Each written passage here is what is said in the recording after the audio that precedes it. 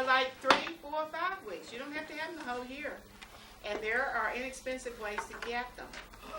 You can either go and pay $20 or $30 over here at the Learning Center, or you can call Western in a certain department and say, you have any students that can tutor my kid in this, and that's usually cheaper. Okay? But don't think that only slow or people that are really having bad trouble are the ones that go get tutors. Remember that. Don't be ashamed to get yourself a tutor. It's really smart. It's really smart to get yourself a tutor. A lot of these foreign doctors' kids that come in here, that's all they do. One other thing while we're on this, you need to be studying, and you probably say, oh, that's crazy.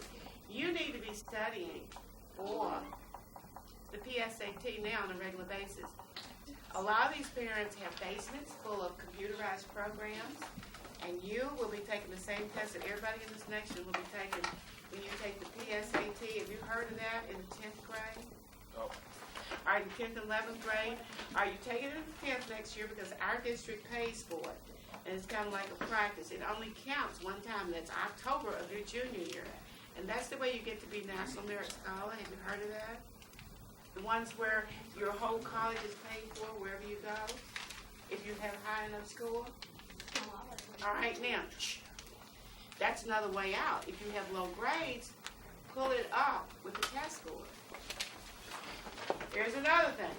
You can be sitting on straight A's, and nobody will ever know that you exist with your straight A pluses until you do really well on tests like the PSAT or the ACT, because then you get in the national registers.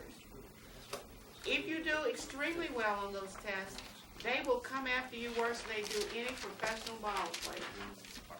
Because that's how bad those colleges want you.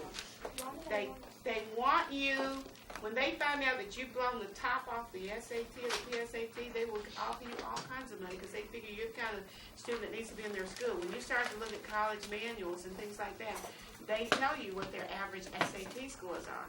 And if your scores are really high, they will recruit you like mad. They'll offer you the world. You can go to any school in this country. You can go to Yale, Dartmouth, any of those schools if your scores are high enough. Now, why am I telling you this now? Because you're ninth grade. So, I had one girl here a couple of years ago. She and her brother both blew the top off of the SATs, the highest in the state. And you know how long they've been studying? She told me that she had been studying